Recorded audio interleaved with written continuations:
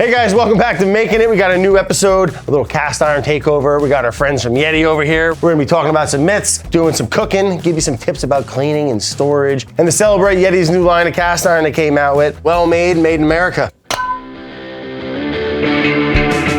Woo!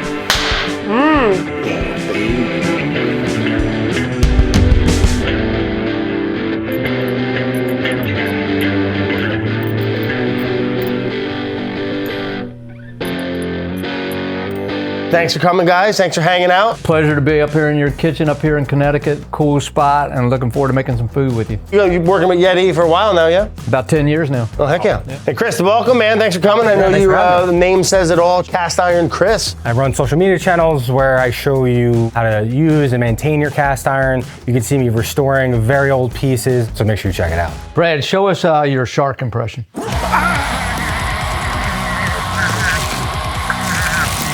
Because they got no hands. Well, let's get into it. Let's get it cooking. So we're gonna do a little myth here, induction. All right? Everyone's got them. They got them even built in. I got a little gas over here too. Works great on gas. These work great on a good old induction burner. All right, wanted to get that out of the way. And people ask me all the time, they're really worried about the glass top. Just sit it down, don't drag it, don't drop it. Don't hit it with a hammer. I mean, let's some common sense here, folks. But it's gotta be flat. Yeah, definitely, or else it'll start wobbling, spinning all over the place. It's not functional. Second one, you can only cook eggs. You gotta have a non-stick pan, right? I'm gonna go ahead and say I do not anymore. But at one point in my life, and I know 90% of this country has a non-stick in there that's all scratched up and dinged up, and you're just getting those forever chemicals, all right? No good. I cook every egg that I make in a good old cast iron. Yeah, it's the same. I wake up every morning, eggs every single day, whether it's omelet, scrambled, fried. And we're gonna show you, the biggest thing you gotta do is use a decent amount of fat. I got a little pork fat and a nice little temperature to it. If you're too cold, or if you put it in there cold, things will start to stick. But if you got a nice hot temperature in there, things are gonna cook up nice. Fat's your friend, all right? They lied to you in the 80s or the 90s. Good fat is your friend, and you wanna put a decent amount in the pan there. Nice little hot heat. We got a little smoke going. Wait for that bacon fat to dance a little bit. A little glisten, that looks nice. A good friend of mine was telling me recently, he had the analogy of like a speedboat and a yacht. Cast iron takes a little bit longer to get that heat load going. That's what I'm talking about. I'm gonna get a little salt from Jerry over here. Turn it down a little bit. Yeah, chef. We're at 320, chef. All right. Woo! There we go. Oh, we're loose. All right. You know, cooking, what'd that take, 2 minutes? 2 minutes. We're at, I'd say a medium high heat, 321 degrees Fahrenheit. And look at that thing. How many times has this pan been cooked in? About a month. Yeah, the ice rink. Eggs, I think non-stick, cast iron. Great job. Debunked. 10 out of 10. 10 out of 10. I know you guys know a little bit more of the history of how Yeti got into the cast iron. And I know, correct me if I'm wrong, there was a brand that was Butter Pat that was made in the United States. They were making really phenomenal cast irons in the world. Didn't they kind of acquire Butter Pat or teamed up? They partnered with Dennis. Dennis was the founder of Butter Pat. They were looking to manufacture these skillets, and they were able to make some improvements in the Butter Pat ones. Do you know where Yeti makes the pans now? Wisconsin. In Wisconsin. I mean, I think it goes hand in hand. I mean, listen, I got coolers that are older than my kids from Yeti, you know what I mean? And I think brand-wise, it aligns perfectly. It's just an awesome outdoor, rugged kind of cookware that you can do delicate food with or cook outdoors with or anything. It's just a really high-end, awesome cast iron product.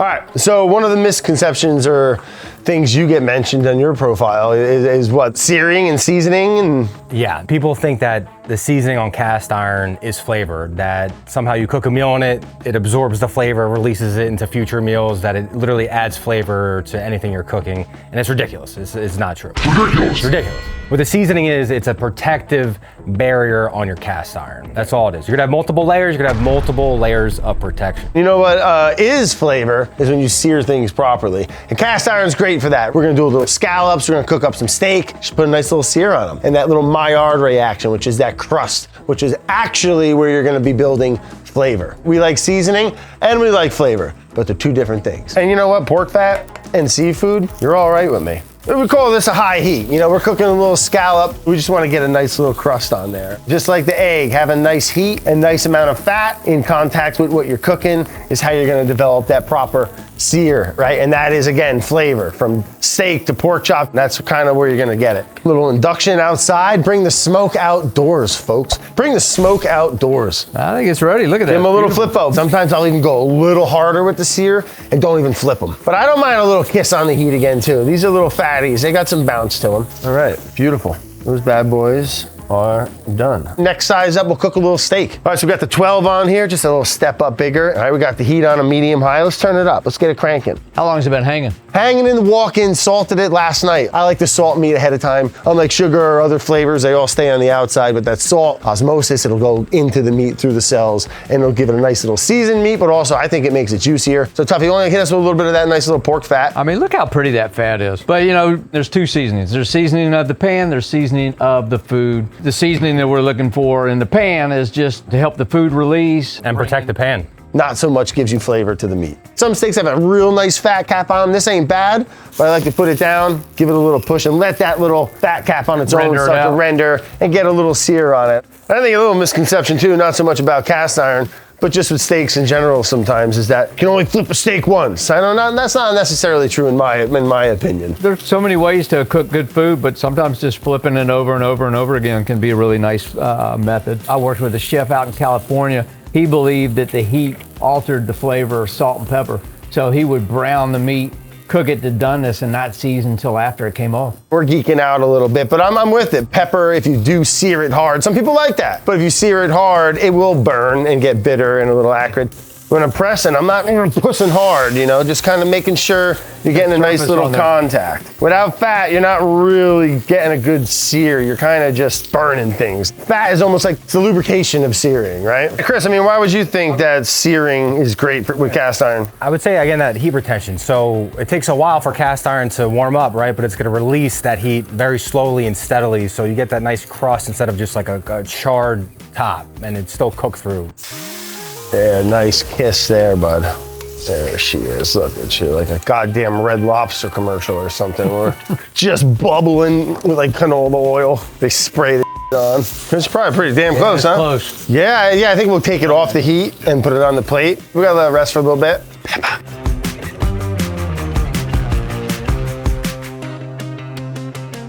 Seasoning is not flavor, right? But there's we season your meat, you season your pan, two different things. We cooked off some steaks, some scallops. I'll grab a scallop.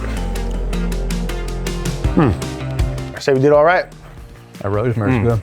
Megan, beautiful. You know, Yeti being innovative, you said there were some improvements they made even from butter pats designs. What were some that you saw? A few things that they did is they lengthened the handle 1/2 inch. People were asking for, and people were happy that they did. Another thing on the bottom of the handle, they rounded in the bottom so it's a lot more comfortable to hold on to, and it doesn't dig into your hand like it used to. To me, the biggest improvement they made is it builds and takes seasoning even better than the original butter pats. So yeah, these improvements have been pretty massive. Cast iron, right? I mean, like the name says it all, but what does that exactly mean? How's a cast iron pan made? So traditional casting is in a sand mold. They pour the iron in. You take the pan out, it's super rough. Yeti uses a ceramic-like mold, which allows them to have a smooth pan everywhere, have varying levels of thicknesses and ornate details and shapes to it. So they pour it into a mold, and then what? I'm assuming once it cools, do some finish work. This pan comes out basically as smooth as you're feeling right now. Okay, so there's no milling. There's no machining to make this pan smooth, and that's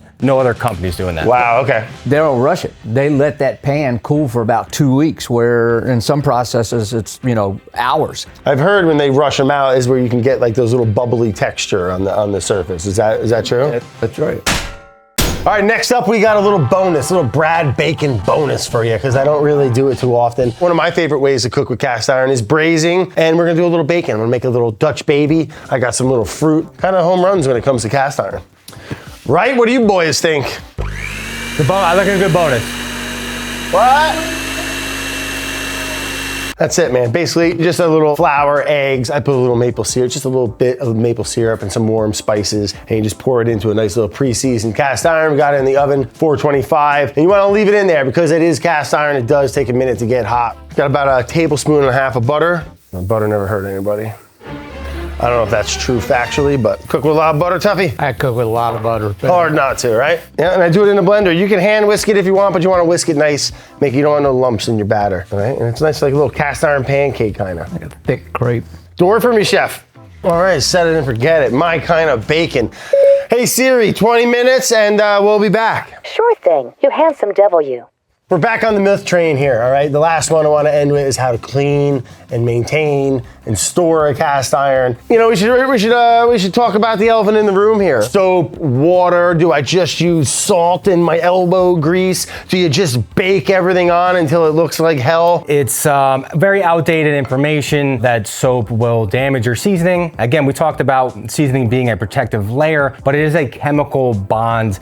You cannot remove it by using soap. It's not going to remove the flavor, because we talked about that. There is no flavor in the pan, so you're not going to remove flavor, you're not going to remove the seasoning. You're going to end up with a clean pan. We want to get that old cooking oil and food particles out of there. The most efficient way to do that is using soap. Because even though, I mean, this thing's smooth as glass, right? But under a microscope, cast iron is pretty porous. If you were to sit water in here, it'll rust quickly. If you let it soak for a prolonged period, sure. Like, you don't want to leave it in your sink with soapy water for days.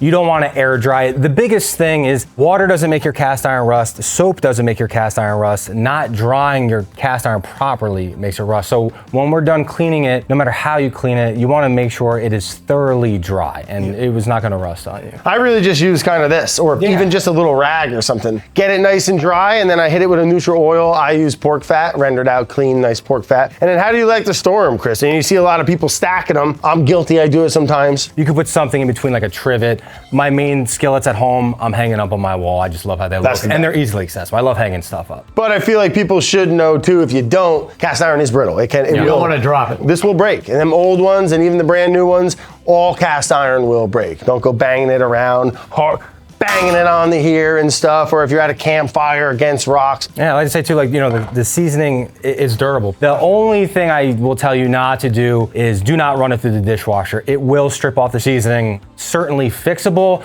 but it's a headache you could easily avoid. Hand wash it, make sure you dry it thoroughly, you'll be good to go. I think at the end of the day, to wrap it up, wash it if you want, use soap if you want, but get it dry after and get a nice little skim coat of oil on there. And you should be rocking and rolling for about 700 years.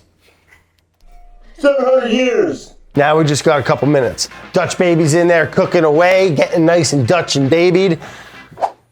I got some fruit over here. We got some 2-stage strawberries. Siri's talking to me. Don't ignore my timers, Brad. Yeah, and this was just some maple syrup, some strawberries, a little apple. Cooking with acid. I mean, again, boiling tomato sauce in there for 2 hours, you're stripping things. A little splash of lemon or, you know, you're fine. You're gonna be all right. Everything's repairable. 100%. You strip it off by accident, you'll get that seasoning back. All right, 45 seconds. 26 seconds. You said that 2 minutes ago. 12 seconds, Chris. Chris, you can't rush the baby. We got one shot at this. I'm not doing it again. Brad don't bake twice. What do you think? Tuffy, you tell your call on this. Oh my gosh, a little wet right there, but it looks good in a lot of spots. 30 seconds. You said that. I said that 25 times. Welcome to Baking It with Brad. 1 minute, Siri. I already said it after that tense exchange. She's getting good. She knows me. Hey Siri, why is a Dutch baby called a Dutch baby? How about I tell you after you finish the Dutch baby? Your guests are hangry and you're really taking a long time with this. Siri, chill. No, AI is going to take over the world. Batch. Oh, what do you think, Tuffy? I think it's a little only right on that one spot, but I think it's good though. All right, let's go. Let's do it. Let's do it. We got one shot. You ready? Flat pancake filled in nicely, all right? Little Dutch baby. Hot, hot, hot, hot. Hot, hot, steamy. Yeah, we got some fruit to go with it. We'll put it right on top. Oh, yeah, a little sugar. Yeah, man. We're doing all right in this world, huh? Well, this stuff's just fun to put on, huh? It likes that. I think you're just like a tear and eat, right? Let's go. Oh, it's hot. Hot as your sister. Oh, yeah. Oh, that's good. That's I love a Deutsch baby. Not too sweet, a little savory. Just like us. Yeah. Thanks for hanging out, guys, and thanks to Yeti for keeping the old cast irons alive and making an awesome product. Let us know in the comments. Me and these three guys. What? Well, I guess there's two guys and me. Let us know in the comments below about cast iron, about cooking, about Yeti, about marriage, about windmills, whatever you want to know. We'll talk about it for at least 72 hours.